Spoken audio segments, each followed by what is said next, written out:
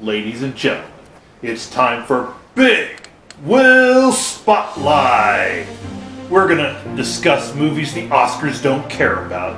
We're gonna discuss movies that you care about.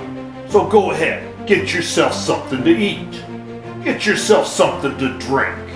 Sit back and relax with your popcorn and your date as we go to Big Will Spotlight with your hosts, Big Will, Dr. Quack, and the important one, Mr. Mayhem. All right, everybody. Welcome back to another episode of Big Will Spotlight. I'm the big man, Big Will. And I'm the important one, Mr. Mayhem. I'm glad to be here with you, Big Will.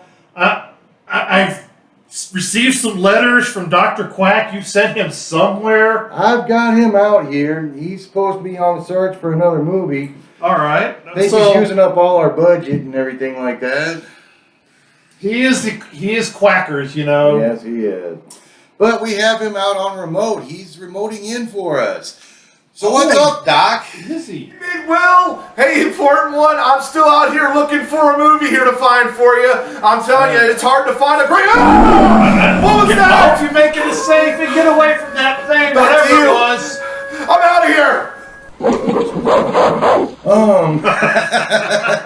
That's a movie for a different day. That could be. But we're going into Highlander, the original Highlander. The original Highlander.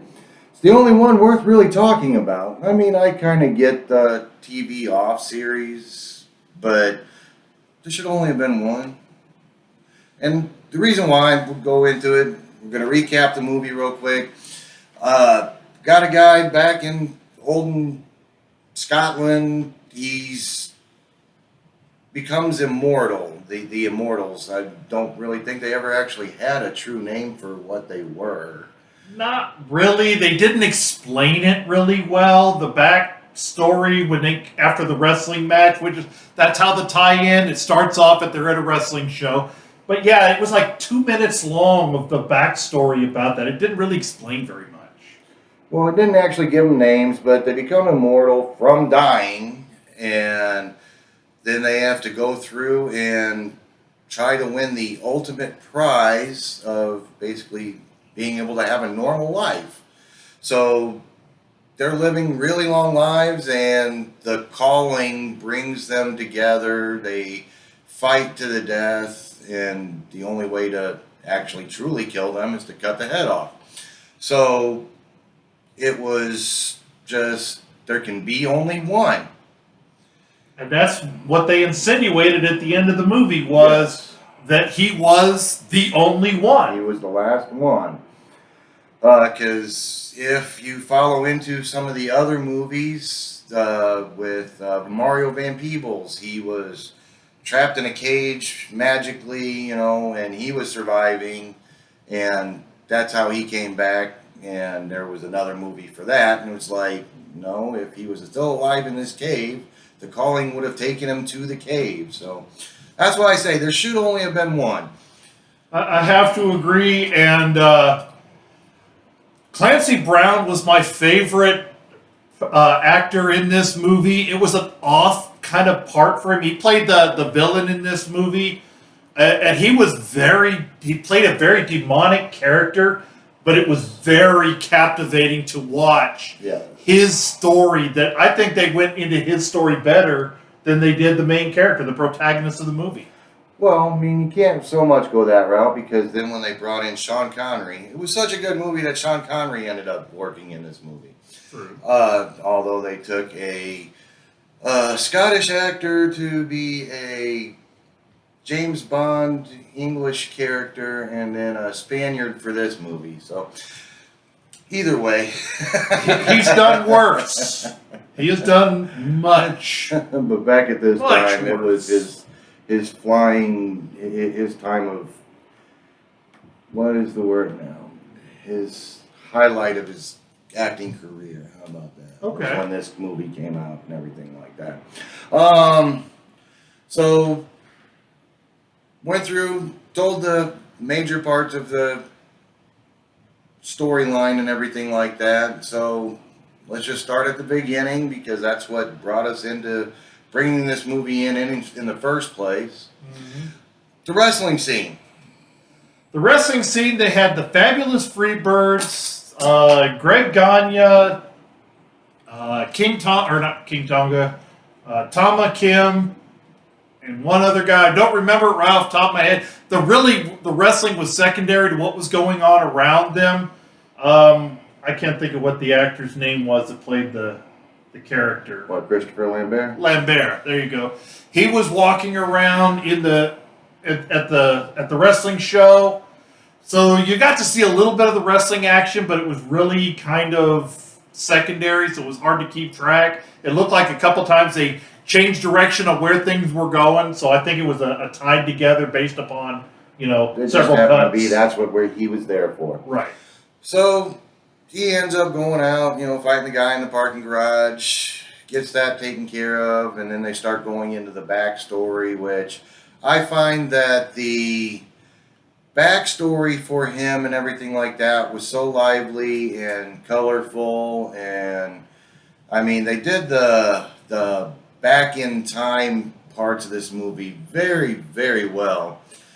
The newer parts of the movie were just really dark, and the CG just wasn't all there at the time. I mean, it was at that cusp and was the first movie, so I'm sure they wanted to see where it would go before they threw more money into putting better CG and stuff Right, like and that's that. why I like the Clancy Brown character, because it felt like his were more practical effects than they were CGI effects. The dark makeup that he wore, the lighting tricks that they used, not really CGI effects, they were more practical effects, and it made his character stand out against the CGI. Oh, they did a great job with the slicing of his throat. Yes. He ended up pinning it back together. Yeah. It was great. Before I end up forgetting about it, shout out to my brother real quick, because he was such a fan of this movie also. His son's name is Connor. So, Yeah, and one of them things. now they did do a decent explanation of what the quickening was. That's when you steal is it the power, the soul, or whatever of another immortal that Don't you know. absorb his Essence. Essence. We'll call it essence, because you don't really want to call it souls or anything like that. It's just the immortal essence, which whenever they do make the kill, it makes them stronger and faster, is what it boiled down to. Right, and they did a good job explaining that for somebody. Big Will saw this movie. You were what, 16, 17? I was probably younger than that. Younger than that? It was at that, oh no, it probably came out before. I was probably about 13, yeah, sure. Anyway. and I saw this movie about a year ago, so we have a different looks at things, and I really enjoyed the story of the quickening itself, the mythology they tried to build into their world of the movie. I think they did a really good job on explaining that. Yes. It's at that time of the 80s and everything like that CG wasn't quite there, but it was there. So, that's when it was always like, with Clash of the Titans, it's like the claymation monster thing, Mm-hmm. You can tell it's like kind of claymation, and they were trying to put it in a live movie. And that's where I'm saying with the CG not being at the time. I've heard that they're making a remake of this. I cannot wait. Not even a possibility. I'm not gonna watch this one. It's out there. I'm gonna go see this. I'm curious to see a remake of this. Again, it was from a different age. He watched it as a teenager. It really was written and designed for the 15 to 25-year-old male, and I didn't see it at that time. I was much older, so we have different takes on it. But I would like to see how they redo it. I think the story itself is interesting, and it has a lot of meat to it. You could do a lot of good things with the meat of that story. So I'm curious to see if they do a remake, what it comes out to look like. So it boils down to that. For me, growing up, yes, maybe the CG wasn't all there and everything like that, but of course, like I pointed out, it's the 80s. The CG looked awesome back then, but compared to today, no, it wasn't there. So, yes, at that time, this was my favorite movie. Alrighty, and like I said, I didn't dislike this movie. It just I didn't have the same feelings and gravity towards it that you did. But like I said, I would be curious to see the next step, the remake. And to go into more of the story and everything like that, can't absolutely remember everybody's name because, it's one of those things. It's like they're here one day, they're gone the next. I mean, it's just he ended up finding love way too many. I can't say way too many times. I mean, he's immortal. He just kept finding love, and love kind of started escaping him. If you don't ever pick up on it, basically his secretary at the pawn shop. I don't really call it a pawn shop, an antiquity shop. Was his last love interest before the new female character in the story comes along. And, it's just, he falls in love with him at an early age, and he's got to watch him age and die. So she accepted, that she was an older lady, and there was now a new love interest. It's just one of them things. It's like, would I really want to be immortal? I mean, you have to go through this so many times. And that's why I believe that the prize of being able to have a normal life is probably the ultimate prize to them. Yeah, that's done in an interesting way of being immortal has its ups, but it also has a lot of downs. There are a couple other movies that do longevity. The Green Mile is a prime example of another movie where they talk about if you've lived too long, you see everybody else die. So that's an interesting philosophical look at this. That the ultimate prize of immortality is to get away from it, and I think that's a very interesting topic that could be explored a lot. I think that may be what they try to do in the next movies. It just wasn't done right. Well, I couldn't tell you that I truly enjoyed two enough to say, hey, I know everything about this movie. Yeah, I don't. I'm not even going to try it. And That's fair. I mean, that's why I say, it was like, I want to say the second one was called The Quickening. They may not have tried to continue the movie on as much as tried to explain more for the first one. Is what I think they did try to do. It was just, it didn't have the impact that I would have wanted. And that's fair.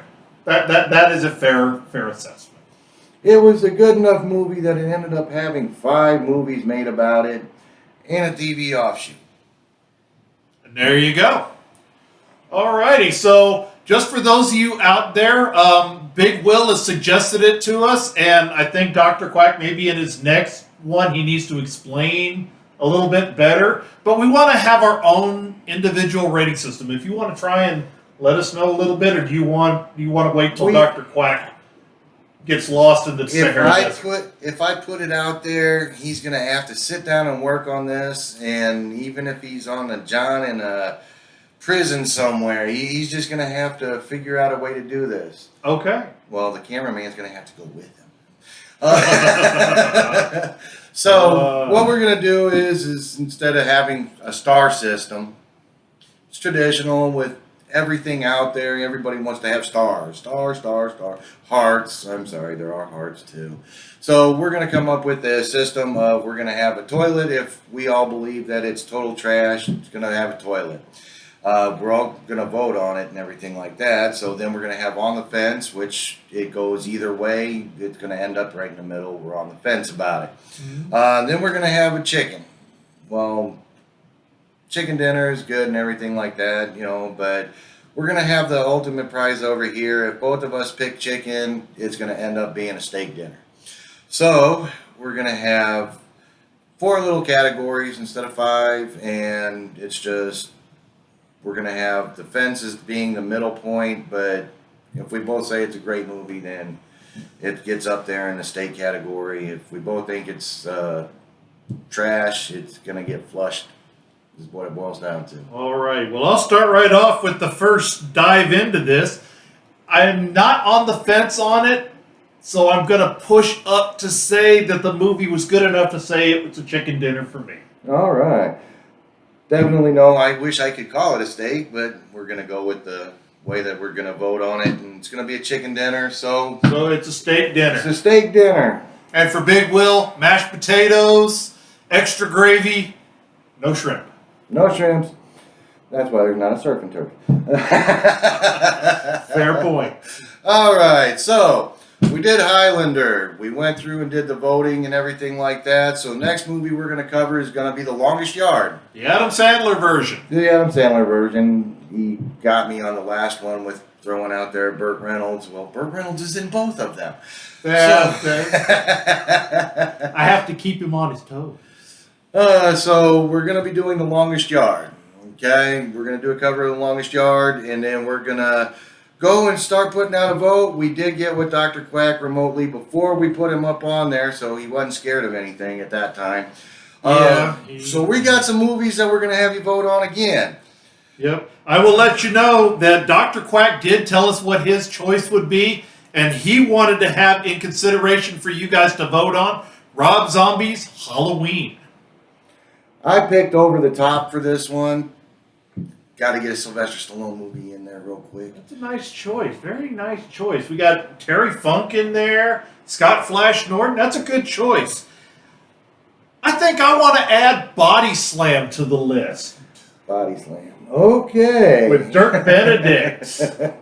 Yeah, that's that movie. The Face Man? Yeah, the Face Man. All right. It's time for big. So make sure with Dr. Quack, hopefully he didn't get eaten because I don't know how to do it.